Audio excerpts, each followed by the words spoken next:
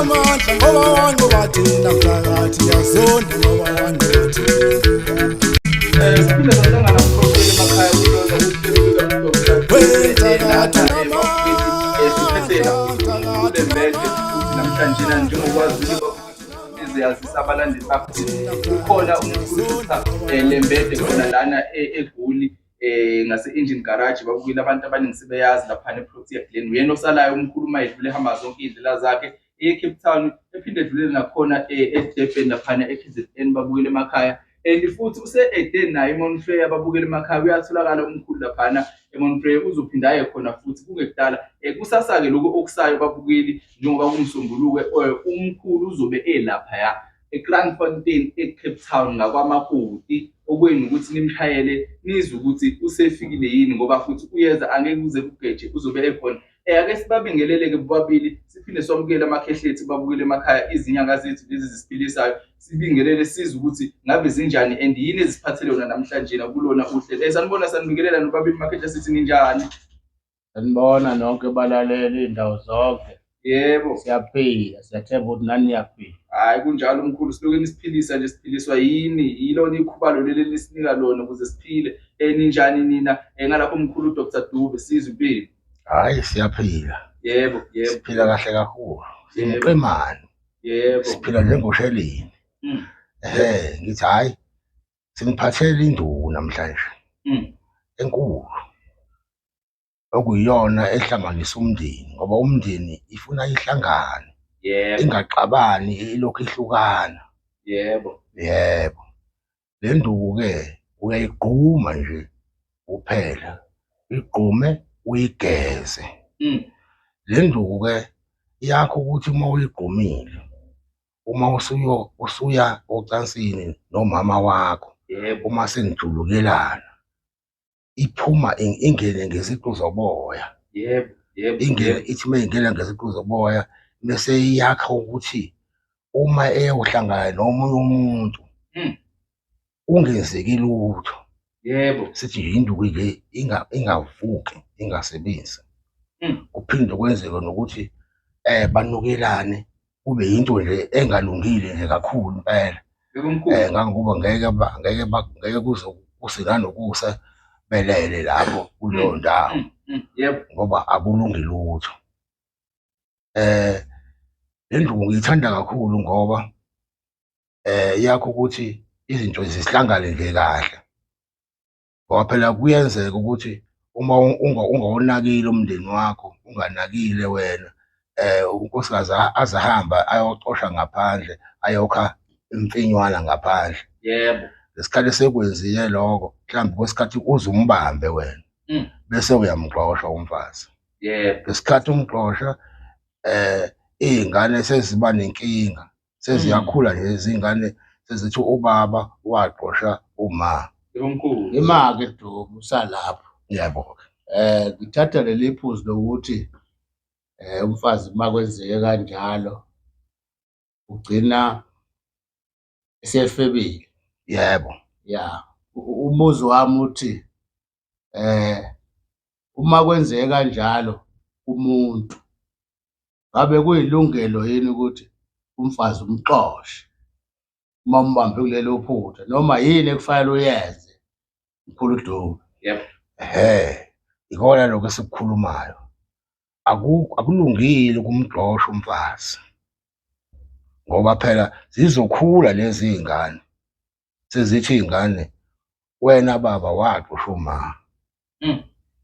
sey'ngane manje sezinjani seyizonda wena ukuthi wawumxoshelani ayisakunaki lokho wena waxosha uma ngoba phela kuba lukhuni phela ukuzondla ney'ngane kahle kahle uma zingenawo uma wazo ukondla iy'ngane kuhle ngoba noma wazi ekhona wona uma usuzogana nomunye uma iy'ngane seziyahlupheka ayisatholi ukukhululeka kahle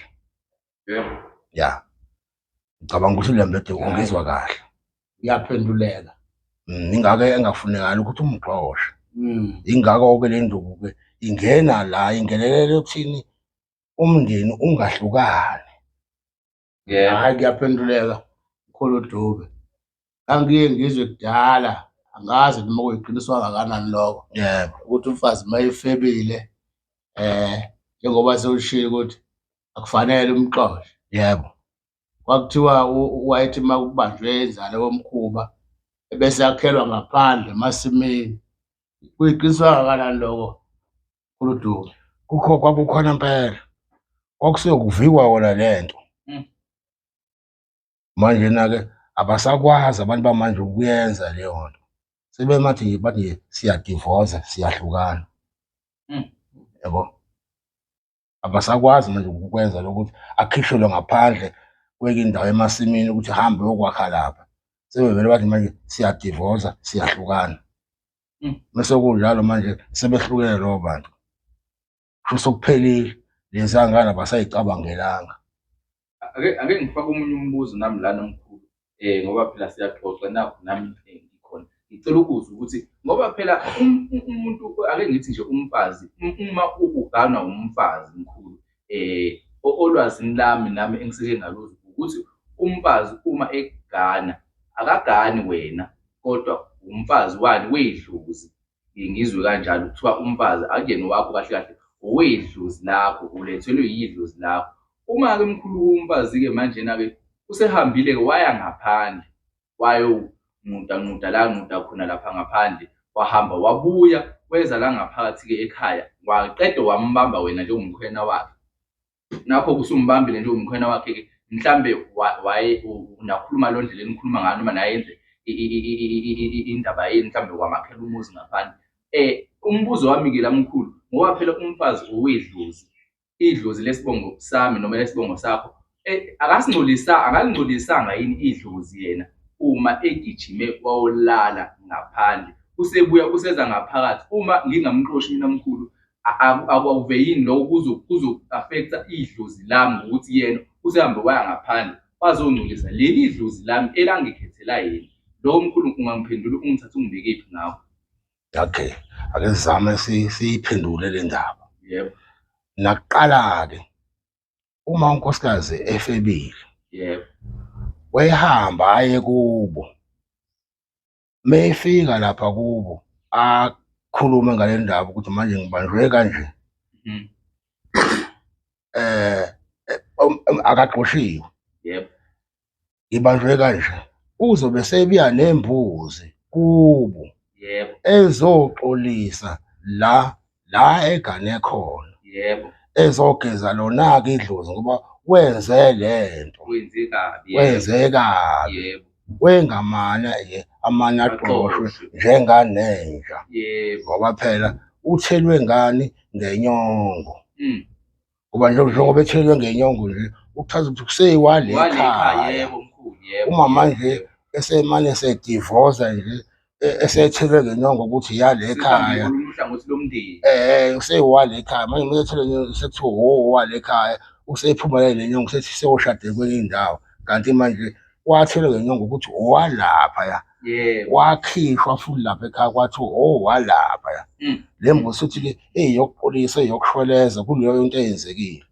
Indoda-ke uma ingafuni mayiphinde yenzeke le nto, ayidle le nduku esikhuluma ngayo ukuthi ayigume, iphalaze, igeze, ibe nonkosikazi wayo, ngeke iphinde yenzeke leyo nto. Yebo mkhulu, yebo, yebo. Hayi, ngiyaphenduleka lapho mkhulu. Lembede kunjani? Akonginezele, ngiyayithanda lento ayisho umkhulu uDube. Yebo. Nami ngeke ngayizwa aphambilini ukuthi uyabuye nento phela esizowasha idlozi, ezohlawula lo muzi okwenzeke kona lento. Ngaphezu kwaloko-ke naye umkhwenyana sekufanele-ke aphinde akhiphe enye imbuzi ukuthi uyalithatha lelo xolo, uyamemukela.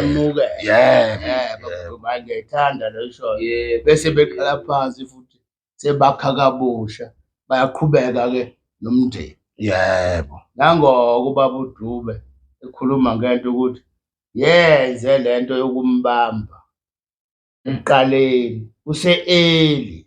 Yebo. Ungalindi Kuze konakale. Ngiyayithanda leyo baba uDube. Ake uqhubeke ngoba leyo nto yindle nami ngizoyifuna. Yibo la mkhulu. uzoyifuna kodwa ngoba le mpethu usumdala nje kungabe kubaleka bani eyaphi Oh, izinto ziyenzeka.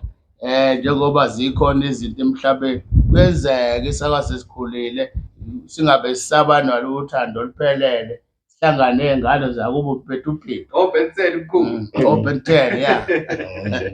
hayi wena uyithole-ke le nduku Yebo.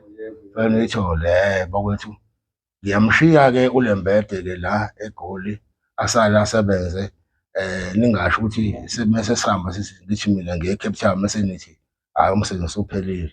Ngithi uLembede aphinde asho inamba ngoba khona abantu abaleke bekhathaza bebuze inamba Yebo. kaLembede. uLembede akasho inamba ukuthi iyinamba bani ukuthi iyinamba yakhe. Ngiyabonga baba uDube, iningi labo abalandeli sebeyayazi inamba yami.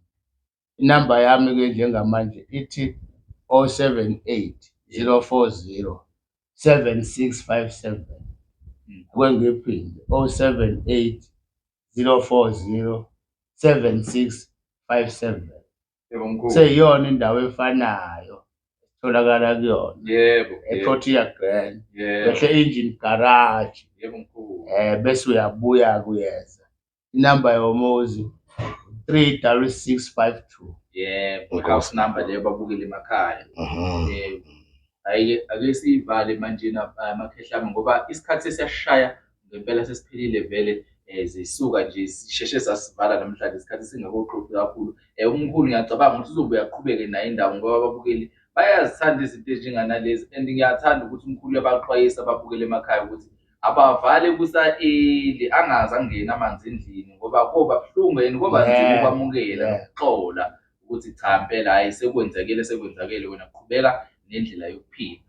Babukele emakhaya okweningi ukuthi ni-like niphinde ni-subscribe nisize futhi ukuthi ninikeze nabanye yona inombolo kaMkhulu abadinga usizo. Nina-ke naziyo iy'nkinga zabantu nabantu abaney'nkinga, inina enibaziyo babukele emakhaya. Okwenu-ke ukuthi nibanikeze usizo, uyena umkhulu usizo, lona usizo lolu alukho luni. Siyatholakala-ke lapha eCape Town. umkhulu uzobe khona ngomhla ka-2 kuwona uDisemba babukele emakhaya. Ake ni-like ni-subscribe sesiyaphuma-ke manje emakhehlame. Ake siphumeni manje sivalelise ababukele emakhaya. Nisale kahle balaleli. Ngifisela ukhisimusi omuhle nophephile. Siphinde sibonane futhi ngoJanuwari. Unyaka ozayo.